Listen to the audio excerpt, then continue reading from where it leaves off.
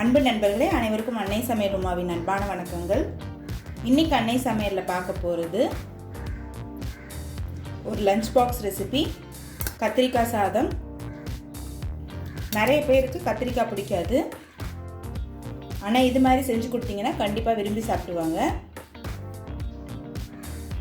அதுக்கு சூப்பரான side dish முட்டை மசாலா.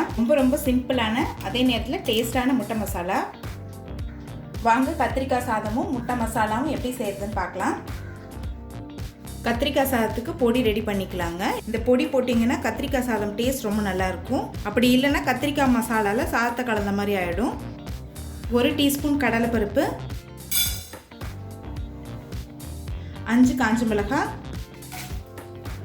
3 காஷ்மீரி மிளகாய். இது நான் கலருக்காக தாங்க சேர்க்குறேன், நீங்கள் விருப்பப்பட்டால் சேர்த்துக்கலாம், இல்லைனா வேண்டாம். 1 டீஸ்பூன் தனியா,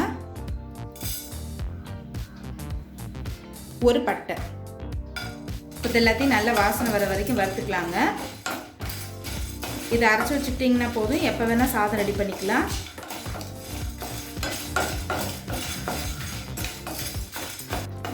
இப்போ எல்லாத்தையும் நல்லா கலர் மாற வரைக்கும் வறுத்தாச்சுங்க.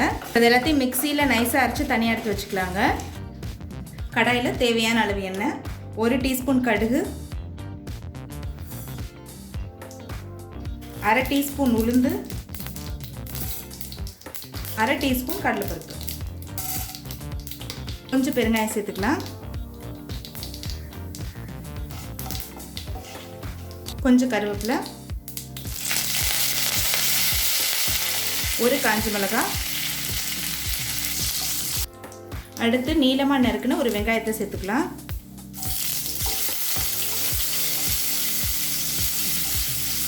அடுத்தது கொஞ்சம் முந்திரி சேர்த்துக்கலாங்க.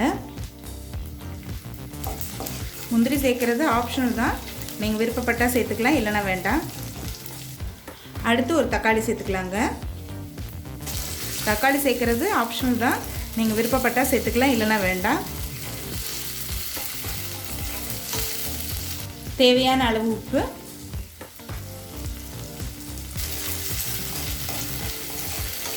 தக்காளி நல்லா வதங்கிடுச்சு. அடுத்தது நம்ம கத்திரிக்காவை சேர்த்துக்கலாம். நான் 5 கத்திரிக்காவை சேர்த்துருக்கேங்க. கத்திரிக்காய் சேர்த்துட்டு நல்லா வதக்கிக்கலாம்.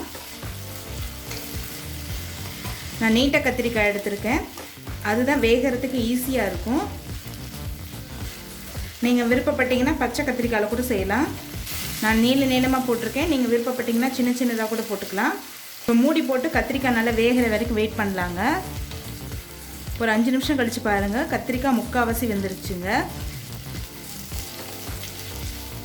அடிப்பிடிக்காமல் இருக்க கிளறி மட்டும் விட்டுக்கிட்டே இருங்க. இப்போ பாருங்கள், கத்திரிக்காய் நல்லா வெந்துருச்சு. இப்போ அரைச்சி வச்சுருக்க பொடியிலேருந்து 1.5 டேபிள் ஸ்பூன் சேர்த்துக்கலாங்க.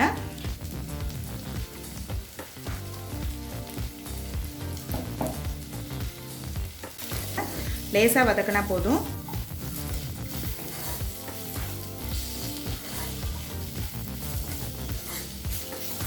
பொடி போட்டோடனே வாசனை ரொம்ப நல்லாயிருக்கு. பொடி சேர்த்துட்டு 1 நிமிஷம் ஆயிடுச்சுங்க. இப்போ அடுத்து சாத்து சேர்த்துக்கலாங்க. நான் 2 கப் சாத்து சேர்த்துக்கிறேன். நான் பாஸ்மதி அரிசி எடுத்திருக்கேன், நீங்கள் விருப்பப்பட்டீங்கன்னா எந்த அரிசியில் வேணால் பண்ணலாம். இது கூடவே கொஞ்சம் கொத்தமல்லி சேர்த்துக்கலாம்.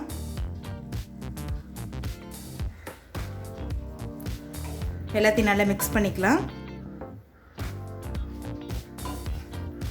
பாஸ்மதி அரிசியை உதிரி எப்படி வடிக்கிறதுன்னு வீடியோ போட்டிருக்கேங்க. டிஸ்கிரிப்ஷன் பாக்ஸில் லிங்க் கொடுத்துருக்கேன், கண்டிப்பாக போய் பாருங்கள். இப்போ எல்லாத்தையும் நல்லா மிக்ஸ் பண்ணியாச்சுங்க. கத்திரிக்காய் சாதம் ரெடி ஆகிடுச்சு. அடுத்து முட்டை மசாலா எப்படி செய்கிறதுன்னு பார்க்கலாம். இப்போ அடுத்து முட்டை மசாலா எப்படி செய்கிறதுன்னு பார்க்க போகிறோங்க. 1 பட்டை, 1/2 டீஸ்பூன் சோம்பு,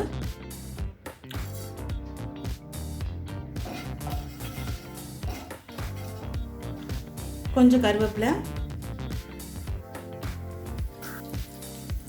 நீளமாக நறுக்குன ஒரு வெங்காயம் சேர்த்துக்கலாம்.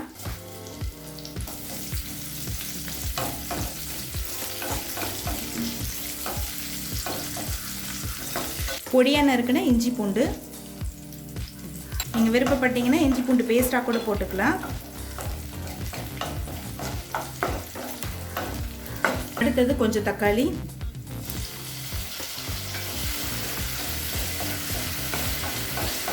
தேவையான அளவு உப்பு,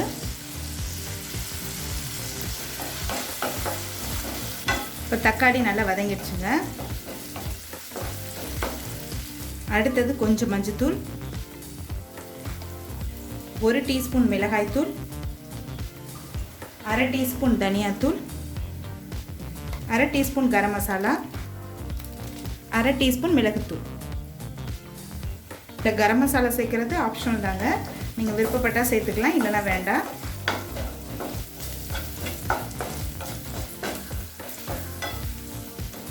இப்போ மிளகாத்தூள் வாசனை போக 1 நிமிஷம் வரைக்கும் நல்லா வதக்கியாச்சுங்க. அடுத்து வேக வச்ச முட்டையை 2ஆக கட் பண்ணி சேர்த்துக்கலாங்க. நீங்கள் விருப்பப்பட்டீங்கன்னா முழுசாக கூட போட்டுக்கலாம்.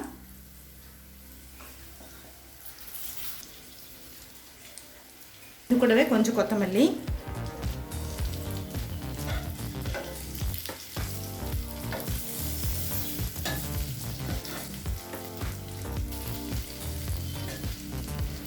ஒரு மூடி போட்டு ஒரு 5 நிமிஷம் ஸ்லோலே வச்சிடலாங்க. அப்போ தான் முட்டைக்குள்ளே எல்லா மசாலாவும் போகும். இப்போ முட்டை மசாலா ரெடி ஆகிடுச்சுங்க. கத்திரிக்காய் சாதத்து கூட சர்வ் பண்ணிடலாம். இப்போ சுவையான கத்திரிக்காய் சாதம் ரெடி ஆகிடுச்சுங்க. அதுக்கு சூப்பரான சைட் டிஷ் முட்டை மசாலாவும் ரெடி ஆகிடுச்சு. ரெசிபி பிடிச்சிருந்ததுன்னா வீடியோவை லைக் பண்ணுங்கள், கமெண்ட் பண்ணுங்கள், ஷேர் பண்ணுங்கள். இது வரைக்கும் அன்னை சமையல் சேனலில் சப்ஸ்கிரைப் பண்ணலன்னா சப்ஸ்கிரைப் பண்ணுங்கள். தேங்க்யூ.